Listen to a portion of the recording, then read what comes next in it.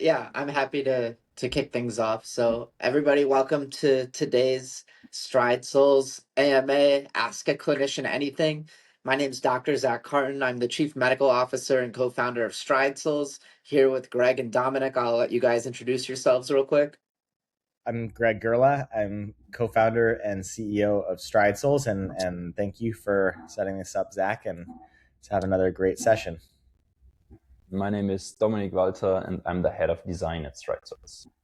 Awesome. So, what I wanted to talk about a little bit today, as well as answer any questions that come in, is accessibility. And I think it's kind of cool that we're kind of the leadership team at Stride Souls and we're across the globe. I'm in Boston, Greg is in New York, and Dominic is in Germany.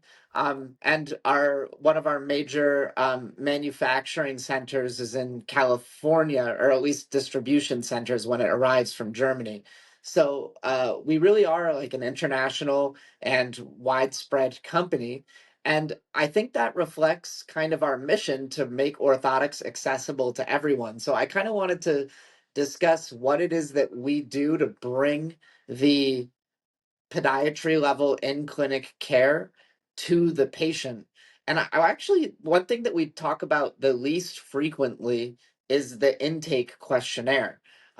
This is the first thing that people encounter on our website. It's a set of questions that we use to understand best, what sort of symptoms and needs patients have and what the orthotics can do to help remediate them.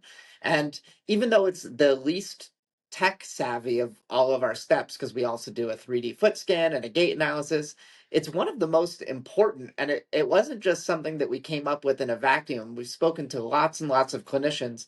And maybe Greg, as the non-clinician in the group, can you speak a little bit to like how it's made so anyone, regardless of their medical background, can be able to provide a really thorough understanding of their foot problems and what they want to achieve? You're saying from a consumer standpoint, like what type of data do you get? Yeah, like what are you asked from a non-medical standpoint? Like, is it easy to fill out? You've been in the orthotics business a long time now, but given you don't come from a medical background, can you speak to how you made sure that there was no jargon or weird complexities to confuse anybody? Yeah, so the orthotics are Stride Souls orthotics are extremely easy and accessible. I think that was one of the first things that we thought about when we made the companies. We wanted to be easy and accessible. So even the questionnaire when you first get started on the Stride website is dead simple. It doesn't take any medical knowledge to fill out. It takes like 2 minutes.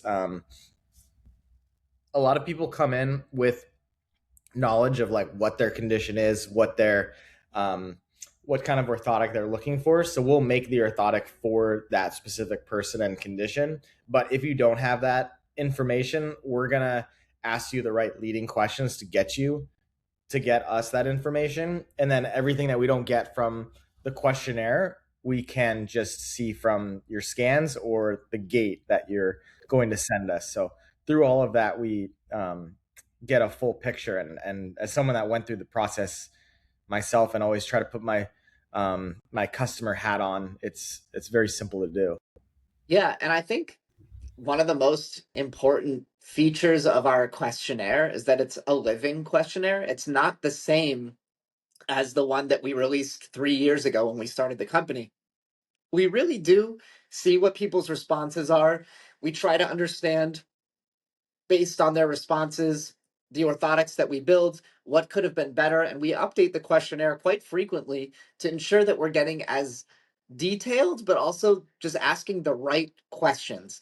And you made an interesting point about there's kind of two types of patients or customers we get. We get one type that really doesn't have a whole lot of experience with orthotics, or at least they may have experience, but they don't know exactly what they need. And we get another type that maybe already went to a podiatrist, got a pair that they liked, but they don't want to pay the same egregious amount for that second pair, or the material wore down a little bit, and they're ready for a new pair, and their podiatrist for whatever reason can't provide it. Dominic, I was wondering if you could speak to what we can do to replicate some elements of what people want, but also how we improve upon it. Yeah, so yeah, we just discussed about that earlier today, because some of you have some special requests and special wishes that we need to consider on the insole design. The more specific you name those, the easier it is for us to replicate them, right? Though, and that's what you have to understand, you, the one that requests those elements, needs to understand a little bit about, is it really helping me, right? You sometimes find elements on insoles that are there because it's like historically grown and you get used to them, but they don't really benefit you on a long term. Because the difference is, and that's an advantage that you can make use of wearing our strides, that we are building up muscles. And most of the insoles, the traditional insoles, they're not, they're passively aligning. So it's every time we take over elements into our insoles, we make a step more towards the passive alignment, which, and that's a good thing, might work for a lot of you. And that's why we want to work on improving, considering your specific requests for the orthotics. Metatarsal pads, medial arch supports, heel wedges, heel cups, like everything is possible. We can literally make a Coke can of an insole. That's no problem, but you need to be specific.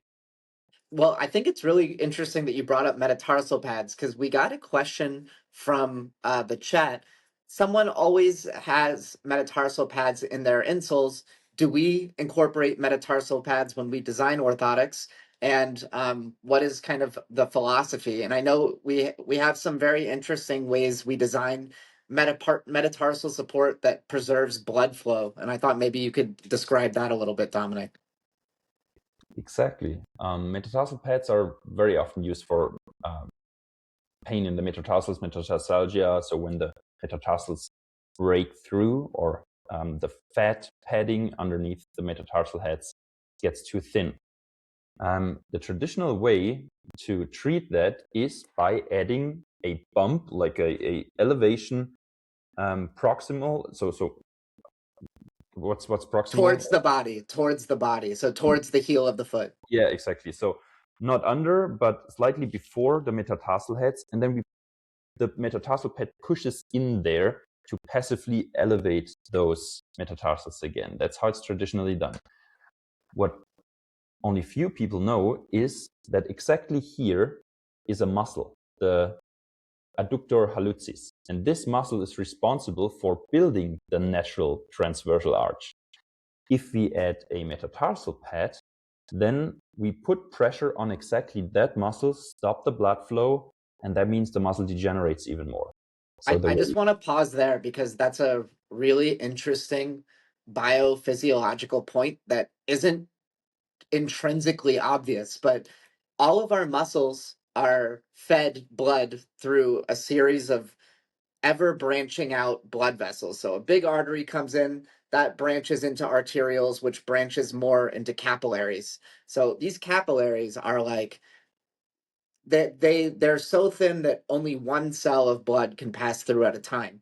So any pressure that is happening on them will shut them off and prevent any blood from getting to the end result. Now, there's a lot of redundancy. That's why if you push on your muscle, you don't, the muscle doesn't die immediately. There's lots of other ways the blood can get muscle, but the muscle can get blood. But if you do it consistently for a long period of time, the net loss in the nutrients and oxygen that those capillaries provide can degenerate the muscle over time. And I think that's what you're describing. Exactly. And that's why we tend to go another way to treat the metatarsalgia. And that's kind of a secret, but it's one of many. So I think we can share that. But we're talking a lot about our toe elements. And treating the metatarsalgia, we want to train this adductor hallucis muscle and the intrinsic foot muscles here. We do that by slightly elevating the toes. And then you can, wait, let me maybe So we can see that, right? What it does, if we elevate the toes, we trigger this movement here in the foot. So to actively lift the transversal arch again. So with every step, you actively lift it because you get this trigger from the toe elements. And that's why we have a long-term treatment. You train yourself out of metatarsalgia. I think that's a really, really awesome response. And it's just a different philosophy. And it does explain why when people get our insoles, sometimes they're a little concerned that we didn't take their metatarsalgia into account when we're designing them. Because they're used to, as the person in the chat said, kind of a raised bump or a pad in the metatarsal area that will offload pressure in the short term. But in the long term, that raised support actually has detrimental effects. And we're trying to stop the cause at the root and train the muscles and the ligaments to grow and restore arch function, essentially offloading the metatarsals in a more natural, healthy way that's restorative. So yeah, thank you for that explanation, Dominic. Did we get another chat, Greg? We do not have another Oh, chat. nice. No, Oh, not okay. now. Oh, yeah. Oh, I see. That was a question you asked Carol. Yeah, I was just Oh, trying to see like what else. I guess we can just ask you guys like what are common ways that people treat this condition besides orthotics, Dominic? Sorry ah, again? like how do people treat metatarsalgia without orthotics? Like, are there exercises or other things people can do? Yeah, easy. Yeah, that's a good point. Like working out with your feet is crazy effective. It's very good. Easiest way to do that is walking barefoot on sand or natural ground, on everything that's natural, right? Because that stimulates muscles. So that's very good. And then easy things like making grabbing games. So like you put a towel in front of you and you take the toes to toe it towards you. This helps a lot. And yeah, so you can find online, and maybe we will make a blog or so in the future about that, foot training that really helps. Metatarsalgia is nothing natural, right? People in the nature, bare feet folks, they don't have that. It's only we, since we we use shoes, muscles degenerate, so keep the muscles active. That's the thing. Yes, and Carol says she's had custom orthotics before, one over the counter, and she has the degenerative joint on the fourth toe of the left foot. So it seems like that's exactly what we're talking about here. So yeah, Degenerated.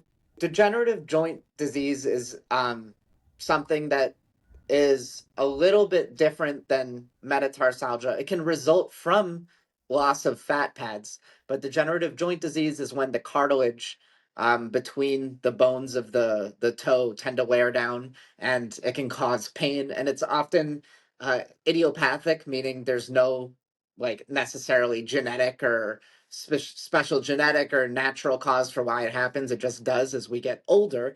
And in this case, for degenerative joint disease, we don't necessarily need to train a muscle or restore tissue to relieve it, but we try to offload pressure from the painful area. And that's actually one of the things that we've designed our questionnaire in the beginning to do, is to understand where those painful areas are and what's causing them. So if someone said pain under the fourth toe, and then in the open-ended section they mentioned they have degenerative joint disease, we go, okay, there's not necessarily or not only a muscle we need to activate, but we also need to consider offloading pressure from that painful area. I don't know if there's anything you wanted to add, Dominic.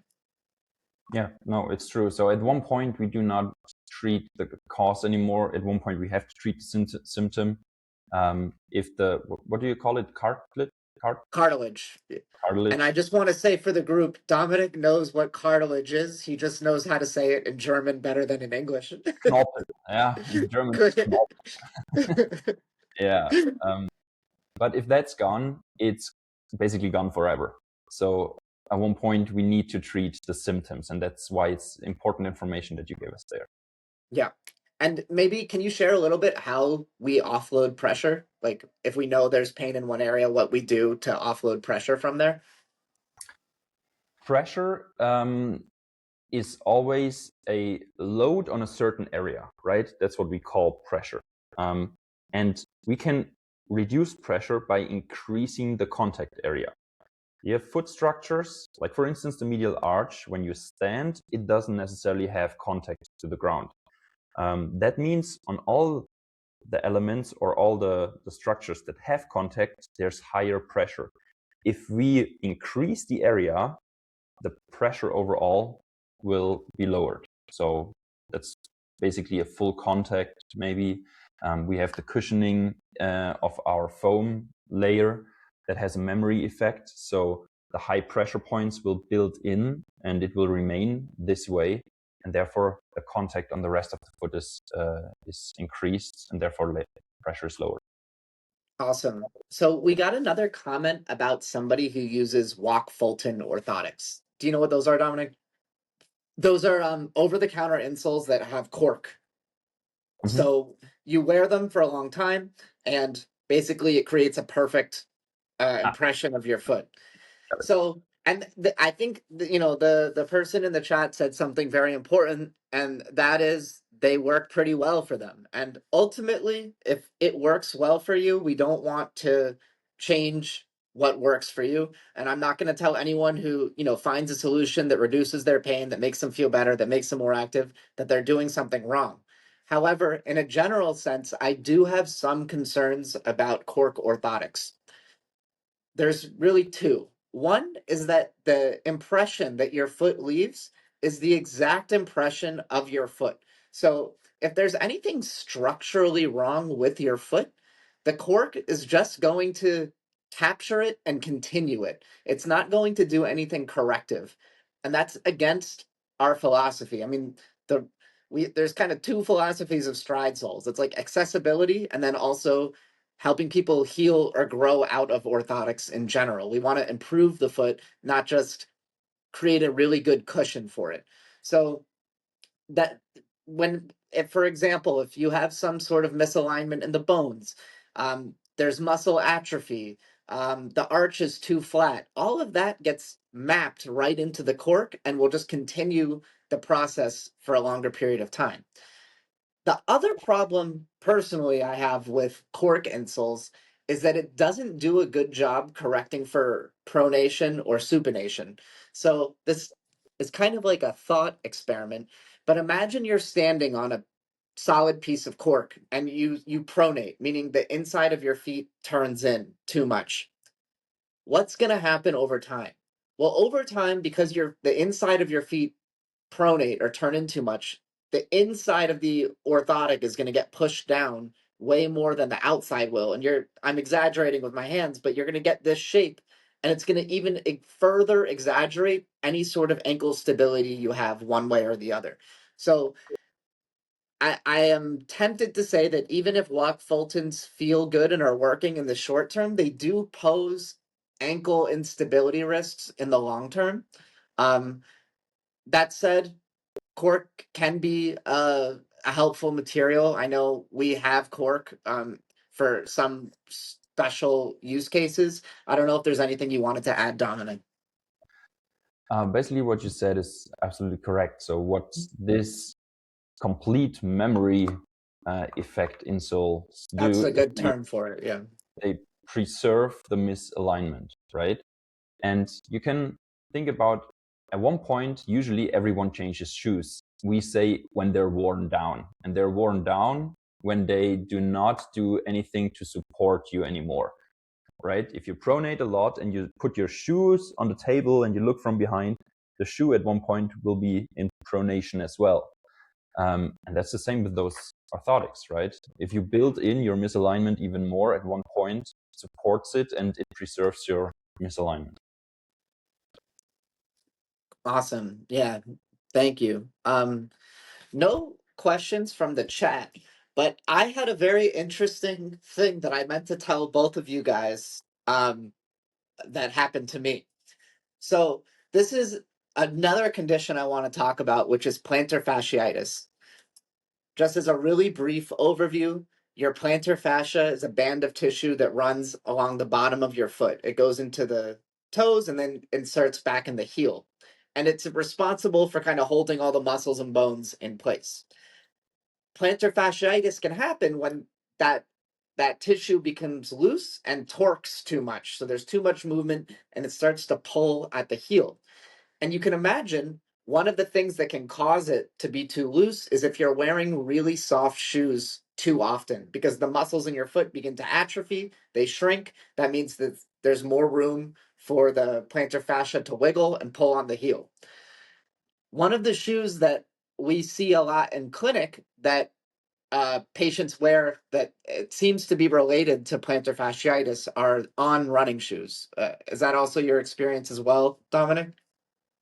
Absolutely. So, so, um, what as an experiment, I bought a pair of on running shoes a couple weekends ago, and one of my favorite things to do is go on like really long walks. I live in Boston. I'll do like a 2 or 3 hour walk. I've never once had any plantar fasciitis pain in my entire life. I got these on running shoes. I got the best ones that you can buy. They were like almost $200. They look cool. I'll give them that. They look really cool. And when I first put them on, it was like it's a very cool experience. It's like they're really bouncy, they're really soft. It feels like you can kind of run forever in them, and I can see why they have such an appeal. So I went on my walk, and for the first like hour, they felt amazing. Like really, I felt like I was bouncing and it was like crazy. Then between hour one and hour two, I started noticing like this tiny little pain in my heel. And I'd never experienced this before. I feel bad because I treat plantar fasciitis all the time, but I didn't have like a personal experience with it. And then on that third hour, when I was like trying to come home, I was in so much pain. I had to like walk on my toes practically, despite having this amazing cushion underneath my shoes. So there's kind of this like misalignment between what looks comfortable and what is actually healthy in the long run. Um, and long run can mean over years or a lot of use in a single day. And I don't know, I meant to tell you guys this, but I it's just another data point that kind of confirms our philosophy. And it wasn't something I was trying to like set out to prove. I really just wanted to see how they'd feel. And it was very interesting getting this pain during this walk. I mean, on Yeah. shoes, they were designed from and for high performance athletes, right? So very muscular people that are used to run, used to walk a lot. They have muscular feet. They can walk on those. That's probably a very good shoe for them, but not for the regular Joe Schmoes like you and I, right? We don't have the foot muscles to You walk didn't have in to a hurt my feelings, Dominic. like you and I said, right? Yeah. Yeah. Yeah, but it's true because I had the same. I bought them in Switzerland, in Zurich. That's where they're from. Yeah. When they just came out new, they looked amazing. I had the same. Like my heel, that was the first time I had heel pain and also knee pain, by the way, when I wore them. Yeah. And I I particularly would say my opinion here is not super biased because where Greg and I went to business school in France, the alumni who started on running also graduated from our business school. So like I want them to succeed from that standpoint, but unfortunately it didn't work for my pain. Um, all right, so Carol, you said you use you also run. Do I need a separate insole for daily activity and running shoes? So there's a short answer, which is it depends. We make lots of different types of orthotics for different shoe and activity types. We do make a special orthotic for running, and Dominic, I'll let you talk about that in a second. But we also make kind of like an all day sneaker insole that is good for lots of different activities. So, depending on how well that works for you while running, what kind of runner you are, are you going, 5 miles, 10 miles a day every day, or are you doing, 1 mile, 2 miles? once or twice a week. It kind of depends on whether it's worth getting the benefits of the running insole in the long run. And Dominic, I'll let you speak to that just a little bit more. Yeah, in terms Oh, of she said that she races marathons and uses carbon fiber shoes. So maybe take that into account as well. all right, great. Yeah. For what you said, the movement itself is pretty similar for all day and running, right? It's the forward motion. You don't have a lot of side steps and those forces, shear forces. But what we do is we consider it in the way we use the material. And coincidentally, I have those here. So if you see that, this is our material infill pattern that we use for an all-day shoe. And if we compare that next to a running, you see this one is way denser, right? So the structure and the geometry is the same, just this one is more dense than this is. And the reason is this one gives you a little bit more bounce. So this overall seems more comfortable. It takes the forces, it returns the forces, but this one really has a kind of a bounce. So, and when you're running on carbon shoes, they have this spring effect, right? That's the purpose of those carbon. So it bends and then it gives you explosive spring effect. And with the denser material, we give you an extra little bit of a bounce. And obviously, foot muscles swell more during running, so we need to take that into consideration as well. That's why the elements are slightly different as well. Yeah, that's a perfect response. Thank you. I know we're coming up on time. Greg, is there anything else that you wanted to touch upon? Or is there any other questions from our listeners we're happy to answer? Yeah, I'll say this. Well, any other questions can come in. If you'd like to purchase Stride Soles, we have a coupon code for 20% off for making your way all the way through this whole call. So Hawk Hill, HAWKHILL, will give you 20% off your order. And if you have any other questions, definitely reach out to us at team@stridesoles.com. We are always available and answer every question. And we'll be here live next week as well. And then, Carol, thank you for asking a lot of questions. We appreciate it. And we're happy to answer more if you have any. The code again is Hawk Hill, HAWKHILL. And Greg just put it in the chat as well. Yes, thanks, Sash, for your contribution. Sash is my friend. Cool.